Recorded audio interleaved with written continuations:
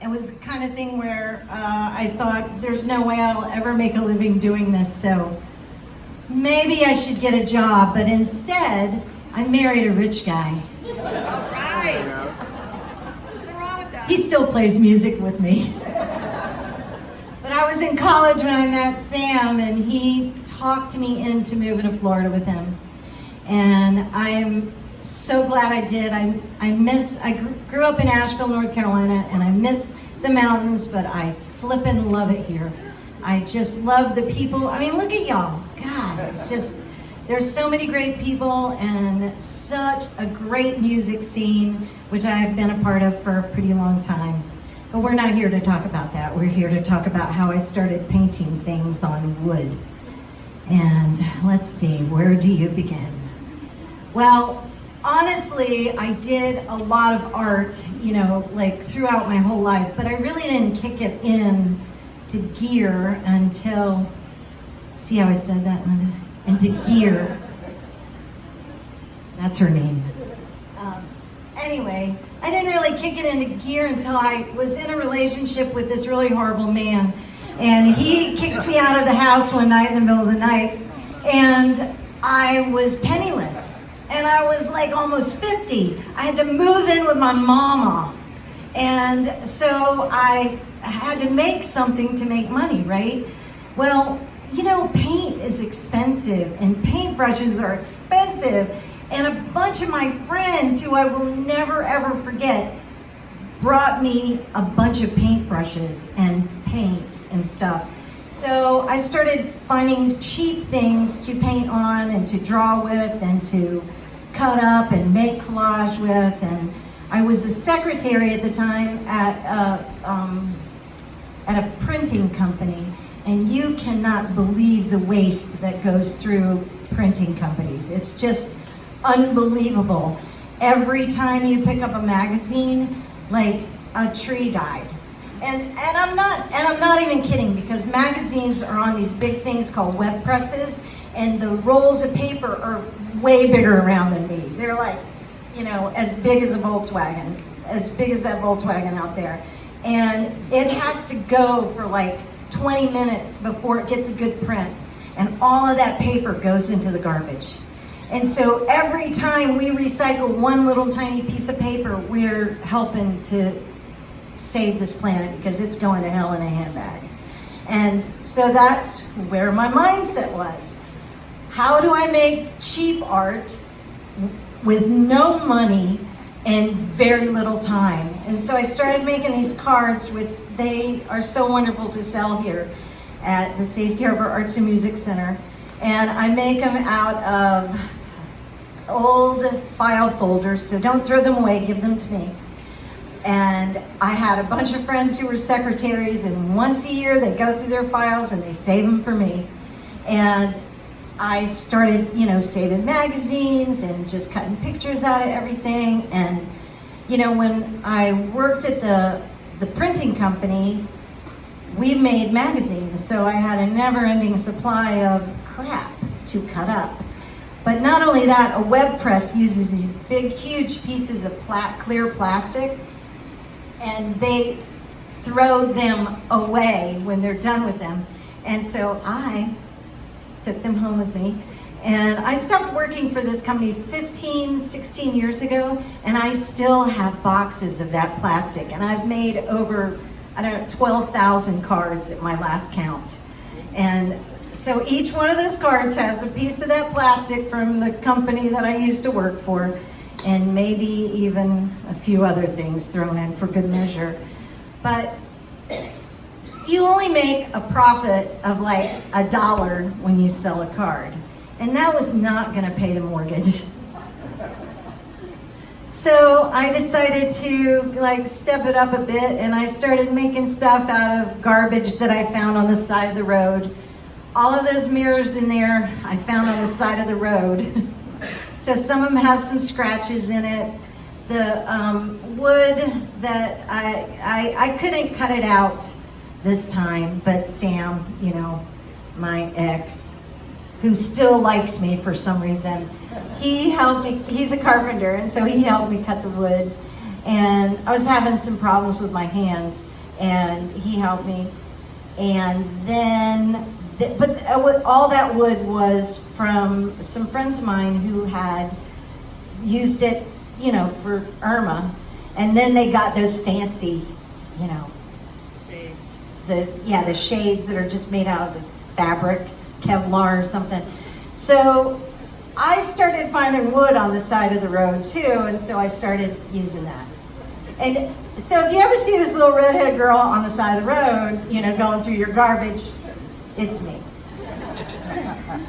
So anyway, I was, several years ago, I had an art show at the Globe Coffee Lounge. Anybody remember the Globe? So my friend Joellen Schilke, who works at she has a radio show on WMNF that's called Art in Your Ears. She used to have this coffee shop. And I was going up to Asheville to visit some friends, and I was going through a really crappy time in my life when, that stupid boyfriend that I told you about earlier, my heart was broken. I was really trying to get out of this slump, and so I was trying everything I could from, B12 injections and, everything that I could think of, lots of acupuncture. And I got this idea that I needed to be a little more positive. So I had read that book by Shakti Gawain called Creative Visualization. Any of you guys ever read that? It's a good one. But I read the book called what is that book called? On the way up to Asheville, I read the Creative Visualization, and on the way back, I read that thing that's like Creative Visualizations for Dummies. It's that they made a movie about it. Oh my God! It's not what the bleep do I know, but one of those. It's one of those. So I read that book on the way, and I thought, oh my God, that's what I need. I need more positive affirmations. And I had an art show at Joellen's coffee place, like in a week and a half, and I hadn't made one single thing. So I started cutting up wood that I found on the side of the road and making mirrors, because where else would you put affirmations but on your mirrors, right?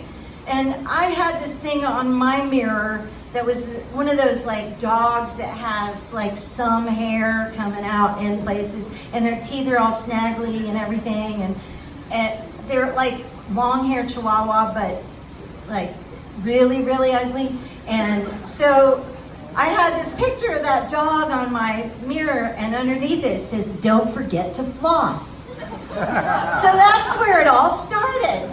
And then I started thinking, oh my God, nobody's gonna tell me that I'm beautiful except for me, so maybe I should just write that on a mirror. Because every one of us, right, looks in a mirror once a day, right? You've got to brush your teeth in front of the mirror, right? So what a great place to have these affirmations. And then the words just started coming out of me like vomit. And I'm pretty funny some days. So I decided that maybe that should be a part of it. Because, there's nothing, a friend of mine said to me one time, there's nothing that is more beautiful. No boob job can ever even compare to a smile. And laughter is it's really cool, and it's really what makes us beautiful. And so I am really making a special effort to get all you guys to laugh. So I want you to go in there and read all that stuff, because some of it's funny, some of it will break your heart, but some of it's really funny.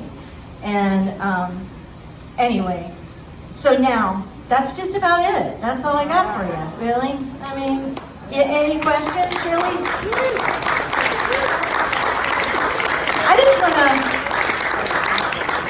just want to move on to the music part of the evening. What do you say? So, let's see, about my music. So believe it or not, I've never written a song. I don't know one single note on any instrument.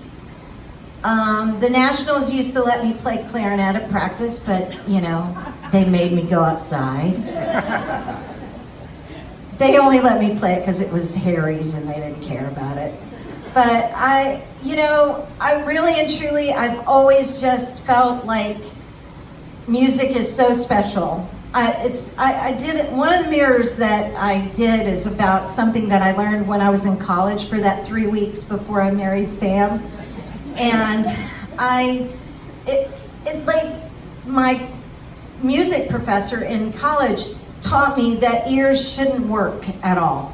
There are these 3 little bones inside of your ear, and sound comes like in waves, and it goes inside this tiny little hole, and from there it hits a little tiniest little thing in the world, and it vibrates, and it goes into these 3 little bones which vibrate, and they never touch the nerve. Like, I don't know what they call the aural nerve, but it never touches a nerve.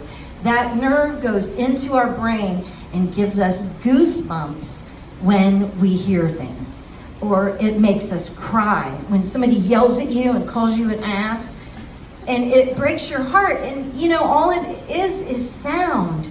When somebody cries on your shoulder and you feel for them, it's just sound. And like, when I was a kid, I was short, and I was, not the brightest bulb in the box, and I really didn't have a lot of friends. When I was in my 30s was the first time I ever put makeup on a mirror, in a mirror with my girlfriends, because I had never done that as a child. I'd always lived in a box or something. I don't know. I just didn't, hang out with people like that. And I was like, wow, this is cool. But so I spent a lot of time in my head listening to Linda Ronstadt and Joni Mitchell and Bob Dylan, and I liked the girls the best because I could relate, but I didn't feel alone because of them. And I felt like, when my heart was broken, when people made fun of me and called me, all the names you can come up with for short people, try to think of one because I know them all. And I all of that stuff culminated in me having these relationships with music, and it is so magic to me. And the people that have been in my life from the get-go. My husband now, I met him when I was in the 2nd grade, and he played music, when we were kids, and I went out with his best friend, but not him. But who won in the end, right, Steve? All of the people that have meant the most to me in my life, we've always shared that same love of music. Ronnie and Walt and Harry and Judy and Linda and Lisa and Raina and all of my friends, we all feel that. Jen Reninger said to me one time when I was young, and when Sam and I were going through our breakup, and I was so sad and felt like such a failure, and I just felt like I, didn't have anything to give. And Jen said to me, man, Natty, if you guys hadn't made that Multicolored House record when I was in high school, I probably would have died. And she said, you saved my life. And I was like, well, my job is done here.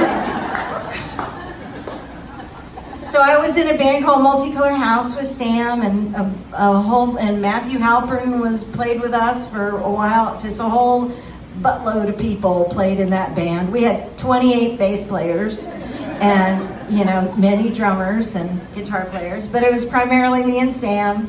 And then we went on to be in a band called Sparky's Nightmare. Woohoo! We were rocking. And